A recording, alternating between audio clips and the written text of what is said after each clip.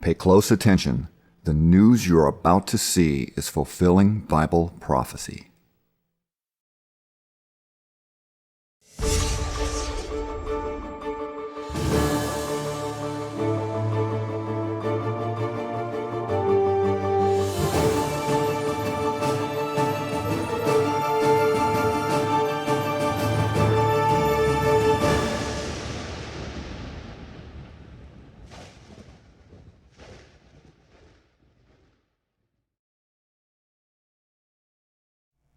Welcome to another edition of YPN News, bringing you the news that relates to Bible prophecy and foretold by Yeshua Hawkins. Well, in the news this week, we're going to talk about the co-founder of WikiLeaks, Julian Assange, and the U.S.'s extradition attempt there. We'll talk about his trial and the details surrounding it. Also, the Secretary of State, Mike Pompeo, admitting to some, you could say, some immoral character, lying, cheating, and stealing. We'll have those details from his own mouth.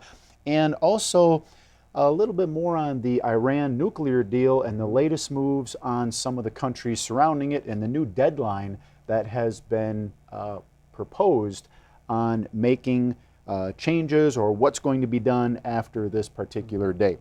So all these and many more, but first, a new type of forecast has become increasingly important to boaters and swimmers on America's lakes and rivers this summer, and it isn't the weather forecast, it's the water forecast. Now, an outbreak of toxic algae caused by flooding rains, high temperatures, and man-made pollutants is choking many lakes and rivers in the country this summer. Now, exposure to the algae can cause sore throats, nausea, and multiple other health issues. In Florida, it has gotten so bad that lawmakers there are asking the governor to declare a state of emergency for the aquatic lifeblood of southern Florida, Lake Okeechobee. What could once be described as picture-perfect, pristine waters are now overgrown with slimy, toxic green algae. Well, Chris Whitman's been fishing Southwest Florida for his entire life. In a CBS Evening News interview, he said, "It's not looking good for the future. I've canceled my trips the last few weeks because of this issue, and I'm not on the water as much as I once was."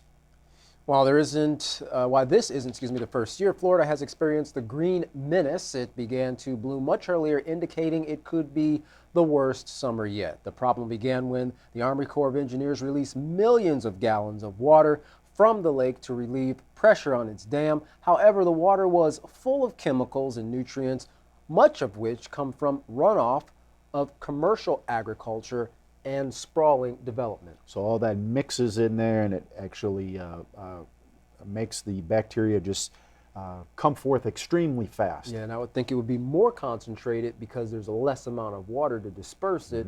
Couple that with the heat, and you've got a nice boiling pot of catastrophe. Well, when the mix bakes in the summer sun, the blue-green algae population explodes. Now, one biologist, John Carson, has been collecting samples and warning about the health hazards. He says the toxins they produce are incredibly potent, causing not only external problems like skin rashes, but hindering organs like the liver. Now, not only does it impact people's health, it's killing wildlife and impacting waterfront businesses. I bet. Captain Chris Whitman has lost $20,000 in canceled trips so far this summer. He says it's going to take a lot of effort and hard work and time to fix the problem, but he believes it is fixable. While the federal government and the state have approved a $1.6 billion plan to clean and restore some of the lake waters, no one knows what to do with it. Well, the private sector is offering a $10 million reward to anyone who comes up with the best plan to fix the problem in there, which now covers 90% of Lake Okeechobee. And this is just one example of what's taking place in many of the coastal states. Just this week, Mississippi closed all 21 of its Gulf Coast beaches to swimmers due to toxic algae bloom, and people there are being told not to eat any fish caught in the area. That must show how much of a money generator that lake brings in when the private sector is offering $10 million for a solution. Well, Prime Minister of Israel, Benjamin Netanyahu, is now warning Iran that his country's squadron of F-35 jets can reach anywhere in the Middle East and strike if necessary, at any moment. While the jets could not reach Iran, whose border is over 1,100 miles away, they do have the capability to refuel in midair, thus making it possible to reach Tehran if they so desire. While on tour of one of Israel's Air Force bases, the Prime Minister told reporters Iran has been lately threatening to destroy Israel. It should remember that these planes, referring to the ones behind them there, the F-35s, can go anywhere in the Middle East to Iran as well as to Syria.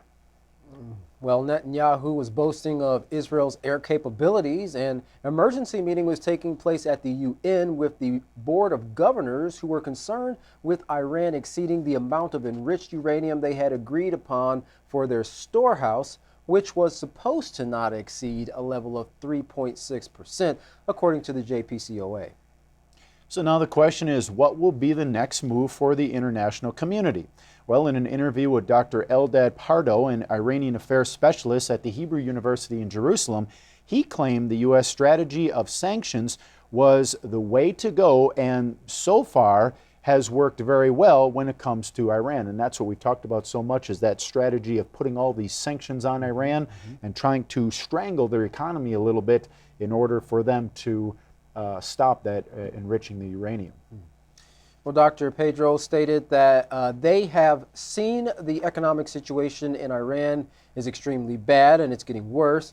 And the Iranians so far are trying to give themselves a show of challenging this by either minor terrorist attacks or by gradually changing the rules of engagement with JCPOA, which according to their version, they're allowed to.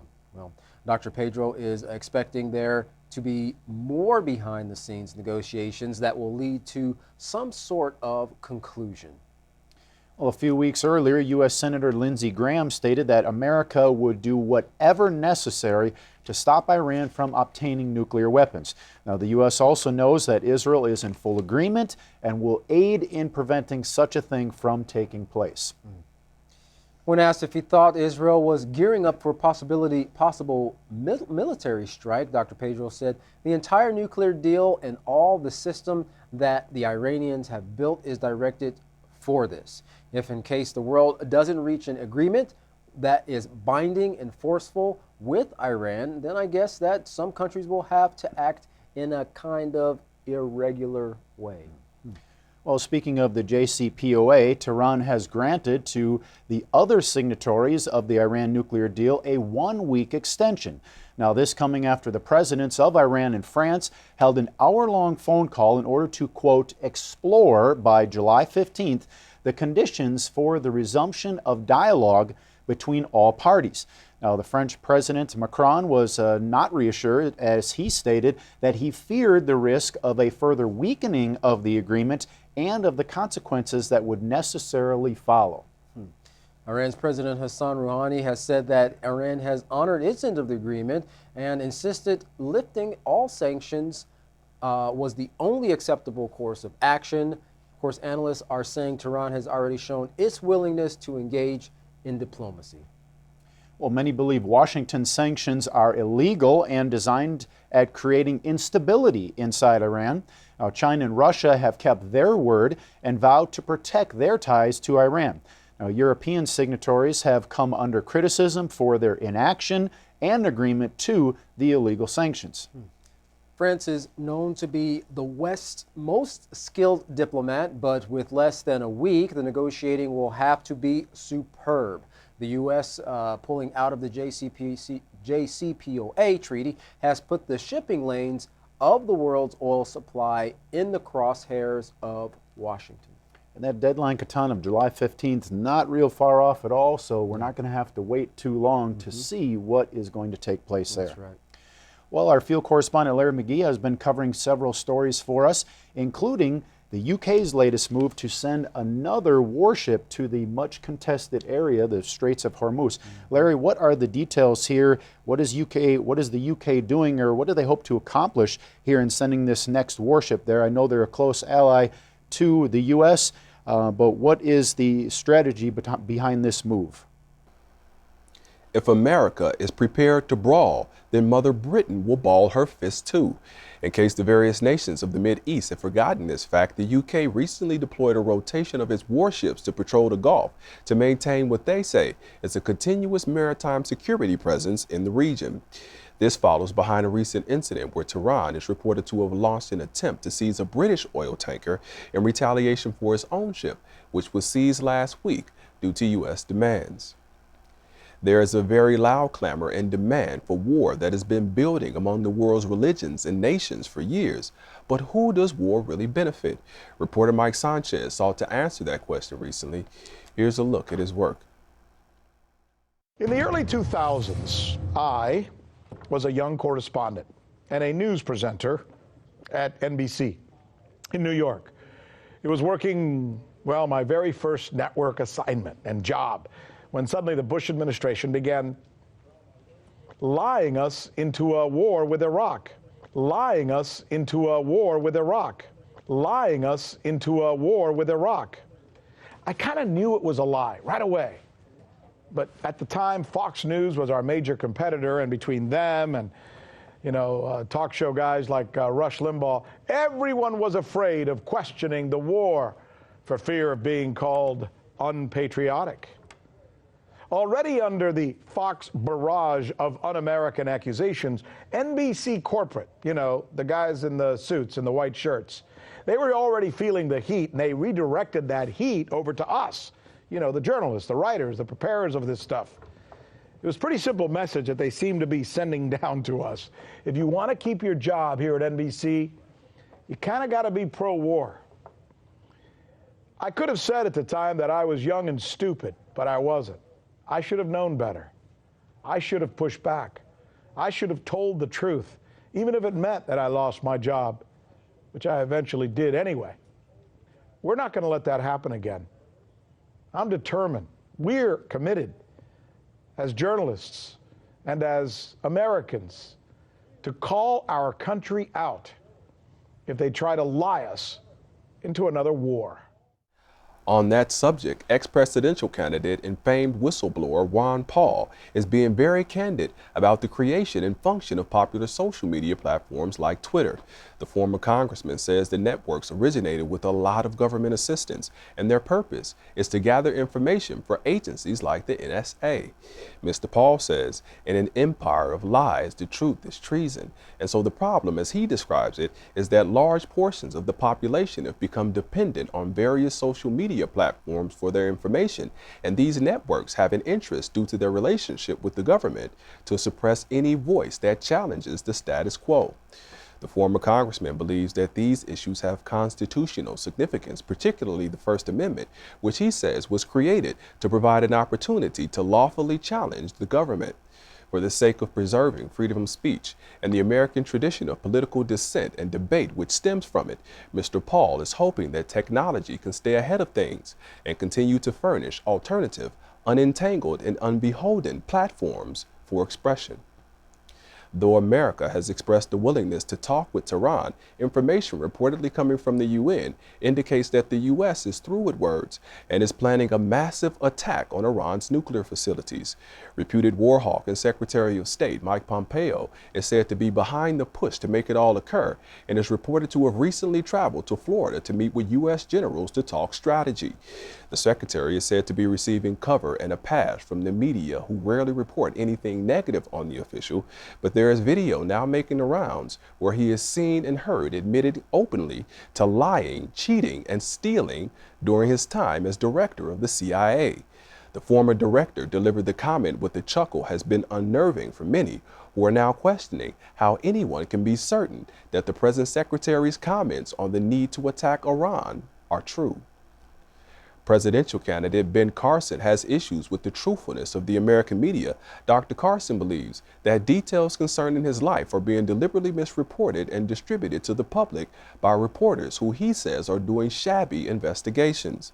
The House Secretary pointed out to journalists recently that the media is the only business that is constitutionally protected. Dr. Carson says there is a reason for that, and that trust has been granted them and should be earned. For YPN News, I'm Larry McGee. Katan Jeff, back to you. Well, Mr. Carson is absolutely right. The media is entrusted with that freedom of speech, and sometimes it does seem like, as we've seen in many times in the past, they've crossed that line, even falsifying information that went out to the public, thereby ruining a person's reputation. So let's hope that everyone gets on the kind of same page in bringing forth nothing but the truth. Right, and that false information can easily sway someone's mind and their thinking regarding a person or a country. The media is very powerful, and that's what people use to make their decisions. They're almost their everyday decisions, but especially when they elect leaders to office. Well, U.S. prosecutors have made a formal request to the U.K. for the extradition of co-founder of WikiLeaks, Julian Assange. And according to WikiLeaks editor-in-chief, the U.S. Department of Defense plans to present its case as to why they want the extradition to take place. So far, there are 17 counts of spying after publishing classified military and diplomatic documents by the website, as well as one count of conspiracy to try to hack a government computer. Well, if he's found guilty of those charges, he could spend up to 175 years in prison, which is effectively a life sentence. Now, WikiLeaks editor-in-chief said of the case, "I don't believe that we are going to win this with legal arguments. There's no chance that Julian will get a fair trial here in the UK or in the US, of course, unless there's a change of reporting that people actually start speaking out." We're not talking about a prosecution, we're talking about a persecution. Well, Assange is currently serving a 50-week prison sentence in the Belmarsh High Security Prison because he skipped bail back in 2012. Julian's father, John Shipton, said of his son's possible extradition, he said extraterritorial actions against someone who isn't even a citizen of the United States, he said, all journalists should be concerned. Julian is an icon for what has happened and what will happen to all journalists across the Western world. Well, in April, Assange was forcibly removed from the Ecuadorian embassy, where he sought asylum for around 7 years following the fact that accusations of sexual assault by Sweden, which he denies and said facilitated his extradition to Sweden, then to the U.S. from there. Now, the U.S. has been pursuing the WikiLeaks co-founder since the publishing of classified documents that may show possible war crimes committed by the U.S. soldiers in Iraq. Well, Mike Pompeo announced the Commission of Unalienable Rights, a commission which is set to determine what is and what is not a human rights violation. Pompeo said in a statement announcing the commission, he said, "It's sad that after 70 years of the Universal Declaration of Human Rights, gross violations continue throughout the world, sometimes in the name of human rights. International institutions designed and built to protect human rights have drifted from their original mission." In an interview with RT, NRS correspondent Michelle Greenstein said, "Some might say that it's ironic that the U.S. Secretary of State brought up the fact that human rights violations are done in the name of human rights because it said that that's what the U.S. has done." Now, in this new commission's charter that he just created that was posted on the Federal Register in May actually made no mention of the Universal Declaration of Human Rights, and it said invoked natural law, which implicitly implies something about God-given rights and actually challenges man-made laws. Interesting. Natural law has been invoked by religious opponents against same-sex marriage in the past. So many are saying that he, referring to Pompeo, seems to be making a faith-based determination using the state as an apparatus. Well, natural law was something that was established by St. Thomas Aquinas called La Naturale, which means that all the laws given to man by God and that we have to use those laws and then enforce them on a national or global standpoint. Well, the head of this new commission is Marianne Glendon, who is the U.S. ambassador to the Vatican.